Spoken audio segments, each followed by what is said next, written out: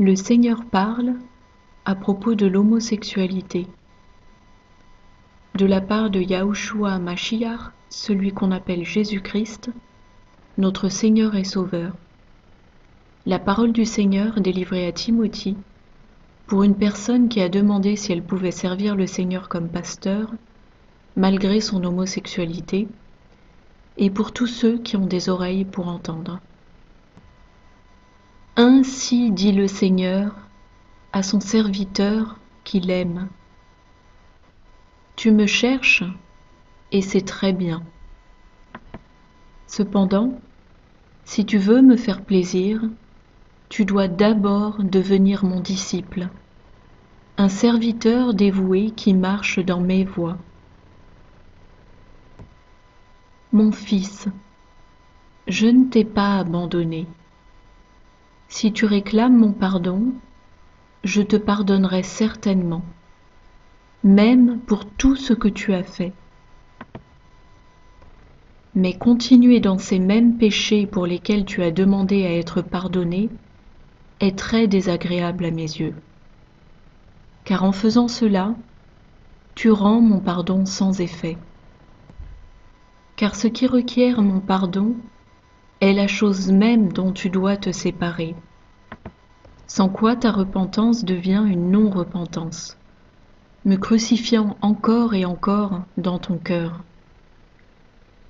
Car la repentance ne se limite pas à demander, elle doit venir d'un désir profond d'être libéré dans mon amour, suivi d'un engagement sincère et constant à rendre notre amour parfait grâce à l'obéissance.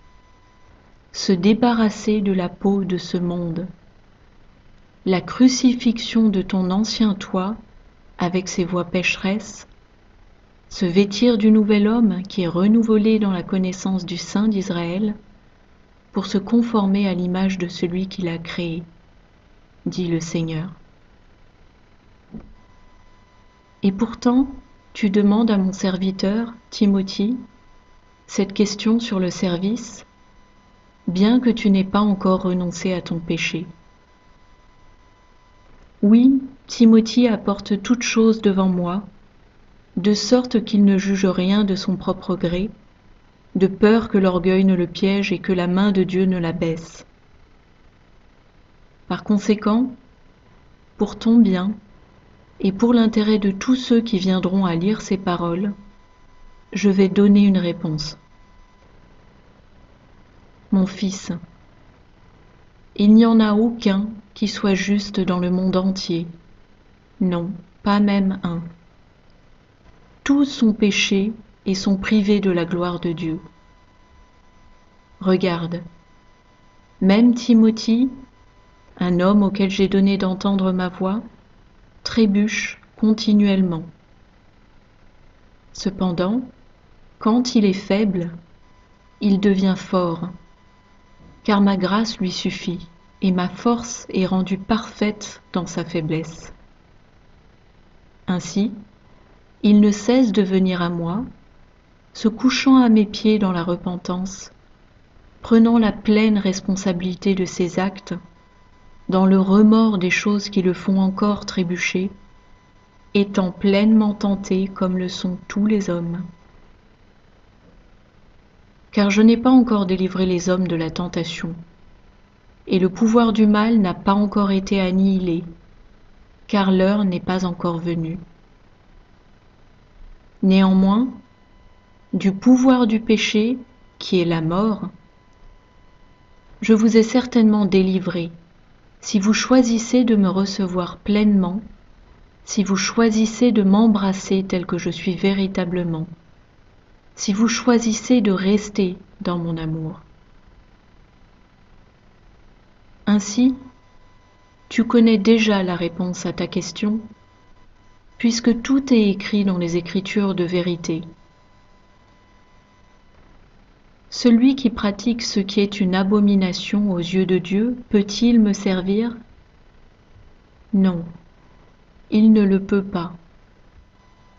Car aucun de ceux qui s'engagent activement ou pratiquent passivement l'homosexualité n'hériteront le royaume de Dieu. Voici, même ceux qui manifestent leur accord seront laissés à l'extérieur de la porte, dit le Seigneur. Cependant, celui qui vient à moi et me demande pardon, même un lessivage continu dans mon propre sang, il l'obtiendra certainement, même s'il vient à moi 7 fois, ou 70 fois 7 fois, il sera pardonné.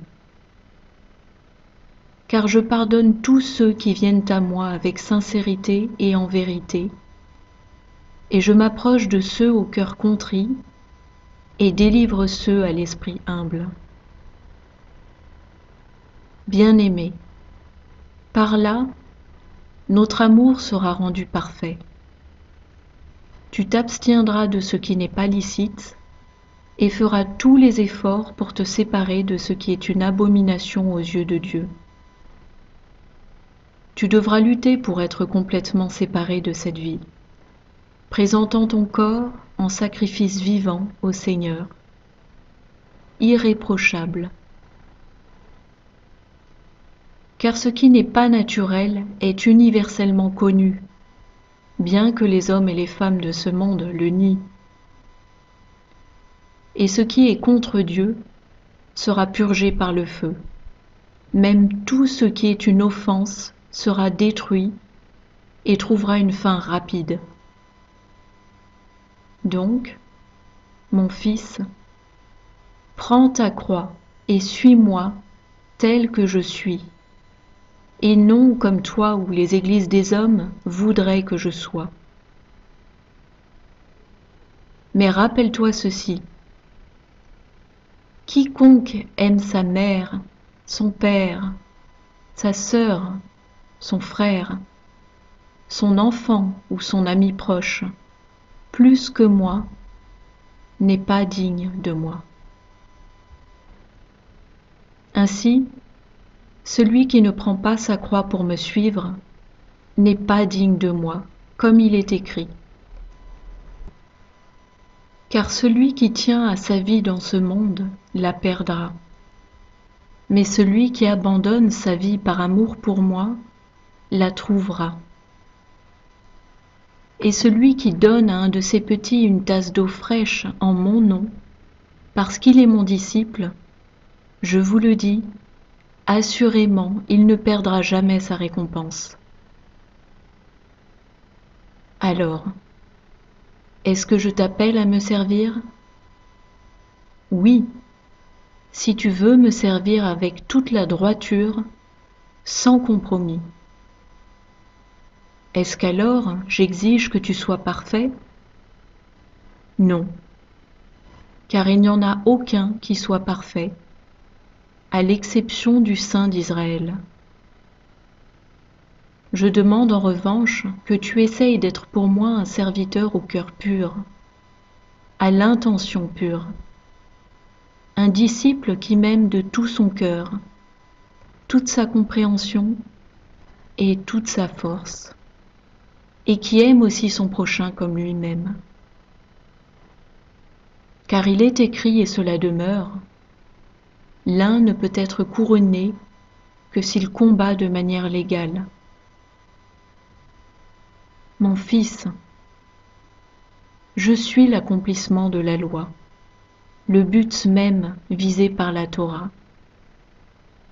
Ainsi, tous ceux qui m'embrassent sont libérés de la malédiction de la loi, mais ils ne sont en aucun cas libres d'abandonner la loi.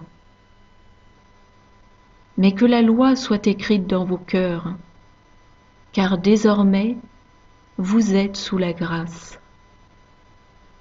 Et par le pouvoir de mon propre esprit, vous êtes maintenant en mesure de garder la loi, car l'amour vous a sauvés.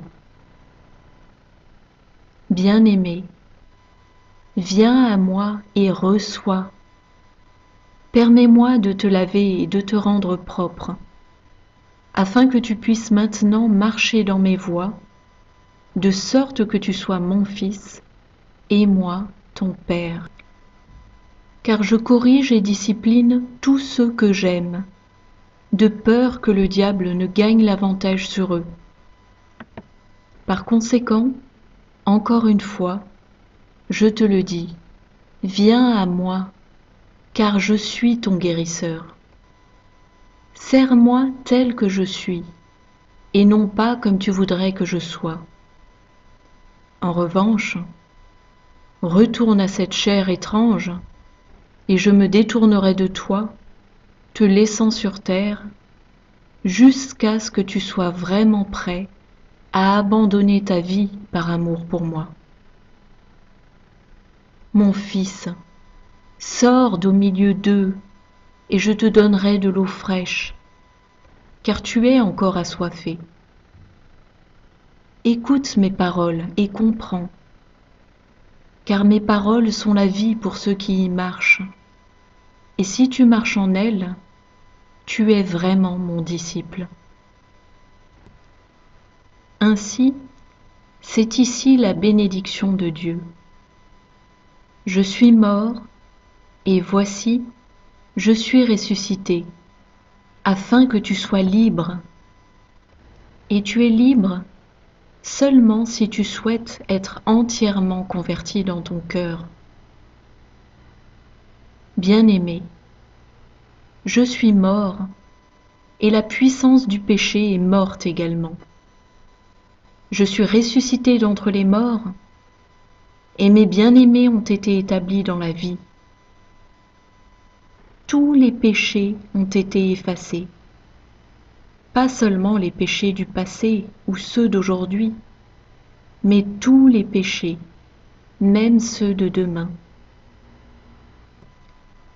Alors, ne ravive pas tes péchés, laisse-les mourir, et deviens complètement nouveau en moi. Et oh, comme sont bénis ceux qui ont vaincu en mon nom. Il y a pour eux une place de grand honneur, où ils seront placés sous la responsabilité du Seigneur, dans sa maison, pour toujours.